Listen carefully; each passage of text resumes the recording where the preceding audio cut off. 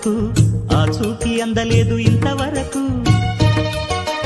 వచ్చింది గాని ఈడు ఒంటి వరకు